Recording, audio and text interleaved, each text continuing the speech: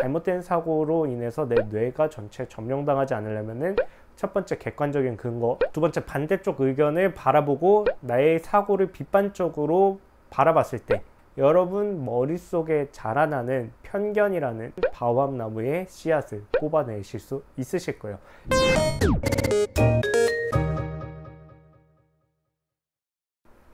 네, 안녕하세요 여러분, 남현우 대표입니다. 오늘은요 드디어 기다렸던 어린 왕자에 대해서 이제 본격적으로 알아볼 건데요. 어린 왕자 줄거리에 대해서 먼저 알려드릴게요.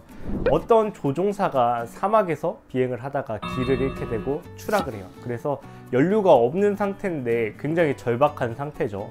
그 조종사가 사막에서 이렇게 표류를 하는데, 근데 중요한 거는 그때 어린 왕자가 갑자기 뜬금없이 등장을 해요. 그래서 어린 왕자라는 생명체를 통해 가지고 삶에 대해서, 그리고 그 사람을 통해서 좀 더 순수한 시각으로 삶을 바라보는 그런 기회를 얻게 되죠. 근데 어린 왕자는 자기가 지구인이 아니라고 주장을 하는데요. 자기만의 특별한 행성에서 온 사람이다 이렇게 얘기를 해요.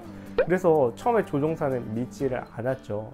왜냐면은 조종사는 이미 성인이 돼서 순수성을 잃은 사람이거든요. 그리고 어린 왕자는 아직 순수함을 간직한, 그리고 굉장히 신기로운 다른 행성에서 온 존재란 말이에요. 그래서 저는 딱 이 대목을 보면서 아, 맞아, 저도 지금 아이를 키우고 있거든요. 그래서 가끔 아들을 보면은 아, 이 아이는 정말 다른 행성에서 온 아이 같아, 이런 거를 느껴요, 정말. 그래서 어른 관점에서 아이를 바라봤을 때 진짜 아이가 다른 행성에서 온 것 같아, 이런 거를 작가가 좀 표현하고 싶어가지고 다른 행성에서 왔다 라고 얘기를 하는 것 같고, 그래서 어쨌든 둘이 만나서 사막에서 살아가는, 생존을 위해 고군분투하는 조종사 옆에서 어린 왕자가 말을 걸고, 그리고 그걸 통해서 조종사가 깨달음을 얻고, 그리고 최종적으로는 조종사가 사막에서 탈출하는 그런 스토리예요.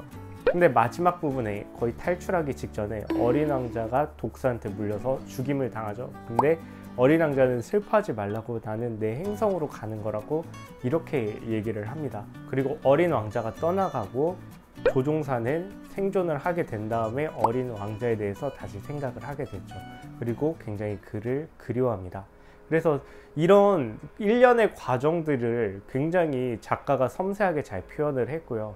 우리가 단순히 어린 왕자가 지구에 오기 전까지 6개의 행성을 거쳐서 오는데, 그 행성을 거쳐 그냥 왔다 이렇게 생각을 하는 게 아니라 각각의 행성에 인간의 잘못된 사고의 오류를 가진 인간상을 6개로 다르게 표현을 했어요. 예를 들어서 왜 자기가 하는 일이 중요한지 모른 채 무조건 내 일이 중요해, 정말로 내가 지금 계산하고 있는 것들, 이런 것들이 중요한 일이야, 나는 엄청나게 중요한 일을 하고 있어, 하지만 왜 그 일이 중요한지 몰라요. 설명을 할 수 없어요. 그런 사업가의 모습을 보면서 저는 진짜 망치로 한 대 딱 뒤통수를 세게 맞은 느낌을 들었거든요.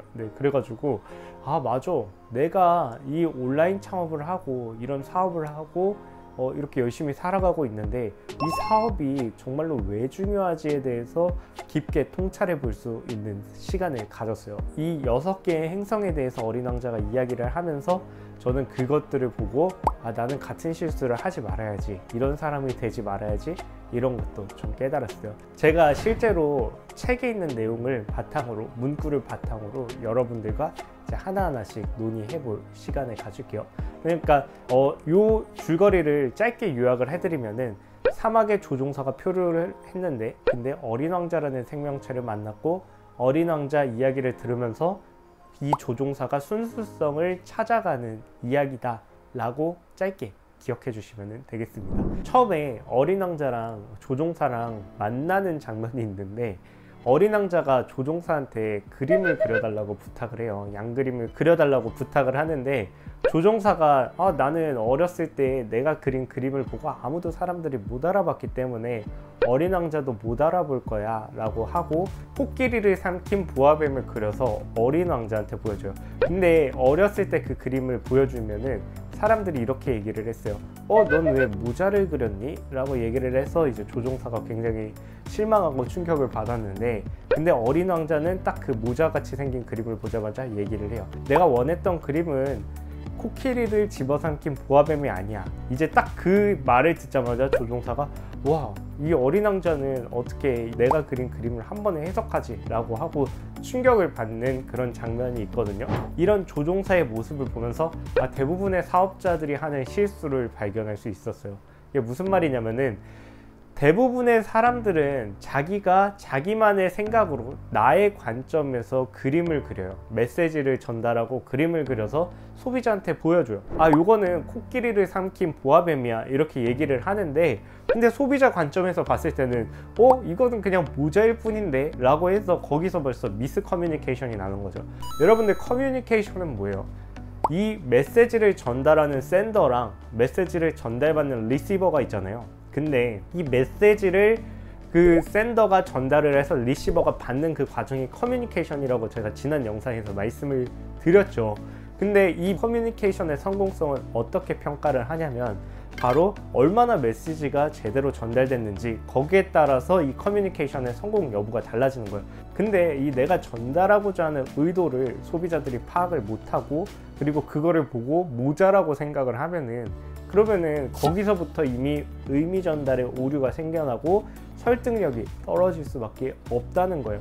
그래서 이 영상을 보시는 여러분들은 내가 과연 만약에 직장인이라면은 뭐 보고서를 쓸 때, 대학생이라면 리포트를 쓸 때, 그리고 뭐 블로그를 운영하시는 분들은 블로그를 쓸 때 과연 내가 소비자 관점에서 이 메시지를 정확하게 전달했는가, 그리고 그들의 관점에서 내가 전달한 메시지를 봤을 때 이거를 코끼리를 삼킨 보아뱀이라고 생각을 했는지, 이거를 모자라고 생각했는지 생각을 해보셔야 되는 거예요. 그래서 샌더와 리시버가 같은 사고를 하게끔 하는 가장 좋은 방식이 있는데, 그건 바로 숫자를 기반으로 표현하는 거라고 저번에 말씀을 드렸어요. 네, 숫자를 바탕으로 표현을 하면은 여러분들 오해할 일이 전혀 없습니다. 예를 들어 영희는 100m 달리기를 12초 만에 달립니다 라고 하면은 여러분이나 저나 같은 생각을 할 거예요. 영희라는 애는 100m를 12초 안에 달릴 정도로 빠르게 달리는구나 라고 하는데, 영희는 아주 빠르게 달립니다 라고 하면은 여러분이 생각하는 빠르기와 제가 생각하는 빠르기는 다를 수밖에 없어요. 그래서 이 빠르다에 대해서 굉장히 다른 평가를 하게 되거든요. 그래서 여러분들이 무언가 정보를 전달할 때, 그리고 특히 판매를 하시는 온라인 창업가라면 내가 전달하고자 하는 내용을 숫자에 기반해서 표현하는 습관을 꼭 갖추셨으면 좋겠습니다. 그리고 그러지 않더라면 주변 사람들한테 보여줘서 한번 보여줘요. 내가 만약에 30대 남성한테 판매를 하려고 그래, 이 상품을 판매하려고 그래, 그러면은 최소한 주변 지인 중에, 아니면은 주변에 찾아서 30대 타겟이 되는 30대 남성분들을 찾아서 내가 전달하고자 하는 메시지를 보여주고, 뭐 상세 페이지나 썸네일 등등이 있겠죠. 그래서 이거를 보여줬을 때 당시엔 혹시 내가 어떤 걸 전달하고 싶어 하는지 알겠어요 라고 했을 때 그 남자가 과연 진짜로 내가 하고 싶은 말을 하는지 들어보세요. 굉장히 충격받을걸요. 저도 충격받았어요. 생각보다 내가 전달하고자 하는 거랑 소비자가 이해하는 거랑 굉장히 그 격차, 갭이 커요. 그래서 그 갭을 줄여나가는 과정을 사업자는 꼭 거치셔야지 나중에 진짜로 판매를 했을 때 내가 원하는 의도를 제대로 전달해서 판매를 성공적으로 해내실 수 있으실 거예요. 네, 그럼 이제 두 번째 구목을 제가 읽어드리고 거기에 대해서 또 토론하고 싶은 주제를 말씀드리도록 할게요. 네, 그럼 어린 왕자 책에 나온 내용을 한번 살펴볼게요. 그런데 어린 왕자의 별에는 무서운 씨앗이 있었다. 그것은 바로 바오밥 나무의 씨앗이었다. 그 별의 땅에는 온통 바오밥 나무 씨앗 투성이었다. 바오밥 나무는 조금만 늦게 손을 쓰면 영영 제거할 수 없게 된다. 그 나무는 별 전체를 온통 차지할 뿐만 아니라 뿌리로 별에 구멍을 낸다. 네, 이런 문구가 있는데요. 저는 이걸 보면서 인간의 잘못된 사고, 그러니까 편향된 사고가 어떻게 만들어지는지를 여기서 이 구목을 통해서 깨달았어요. 그러니까 여러분들이 인터넷을 통해서 아니면은 뭔가 SNS를 통해서 정보를 습득할 때 이 정보를 알고리즘은 여러분들이 오래 그 플랫폼에 머물렀으면 좋겠으니까 여러분들이 좋아하는 거를 빠르게 분석을 해서 이제 거기와 관련된 정보만 줘요. 뭐 여러분이 만약에 정치적으로 보수 성향을 지녔다, 아니면은 진보 성향을 지녔다 하면은 알고리즘이 거기 관련된 정보, 보수면 보수에 관련된 정보만, 진보면 진보에 관련된 정치 관련 기사를 보여주기 때문에 우리나라 사회가 점점점 양극화되고 있는 거예요. 예를 들어서 내가 어떤 안건에 대해서 찬반이 있으면은 찬성 쪽의 입장이라도 반대쪽 입장을 들어봐야 되고, 반대쪽 입장이어도 찬성 쪽 의견을 들어야 되는데 찬성은 찬성만, 반대는 반대만 계속 정보를 받으니까 거기에 대해서 깊게 빠져드는 거예요. 그리고 상대방은 무조건 틀리다 이렇게 얘기를 하는 거죠. 다르다가 아니라 틀리다가 돼버리는 거예요. 그래서 여러분들이 잘못된 사고 방식을 하지 않으려면, 그러니까 이런 정보가 내 뇌에 꽂혀서 바오밥 나무처럼 자라서 내 뇌를 전체적으로 차지하지 않게 하려면 씨를 뽑아야 돼요. 씨를 뽑는 방법은 두 가지가 있는데요. 첫 번째는 근거를 찾으세요. 어떤 거에 대해서 주장을 할 때 합리적인 근거를 찾아보세요. 뭐 예를 들어서 기본소득제는 좋은 거다, 아니면 기본소득제는 나쁜 거다, 이런 쪽으로 정보를 얻고 내가 어떤 거에 대해서 사고의 잣대가 생겼다면 찬성 또는 반대, 뭐 옳다 또는 그르다 라는 그런 관점이 생겼으면은 내가 왜 이런 관점을 세웠는지, 그리고 내가 누군가를 설득을 할 때 이 관점이 왜 올바른지에 대해서 근거 자료를 찾으라는 거예요. 그래서 근거를 찾으면 찾을수록 내가 여기와 관련해 가지고 누군가 대화를 했을 때 이것 때문에 나는 옳다 그르다 이렇게 해서 토론을 할 수 있는 기본적인 베이스를 갖추게 되는 거거든요.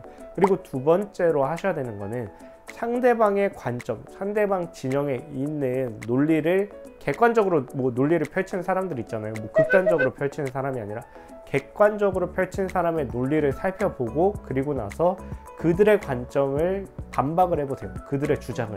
그래서 그 사람이 A라는 옳다라는 주장을 하고 A라는 근거를 냈으면은 마이너스 A라는 반박 자료를 내서 요거는 틀린 거야 라고 하나하나씩 반박을 해보시면은 반박이 되는 게 있고 반박이 안 되는 게 있고, 그리고 반박을 하다가 좀 더 좋은 아이디어가 나오는 경우가 있어요. 그래서 내가 잘못된 사고로 인해서 내 뇌가 전체 점령당하지 않으려면은 첫 번째 객관적인 근거, 두 번째 반대쪽 의견을 바라보고 나의 사고를 비판적으로 바라봤을 때 여러분 머릿속에 자라나는 편견이라는, 그리고 확증 편향이라는 바오밥나무의 씨앗을 뽑아내실 수 있으실 거예요.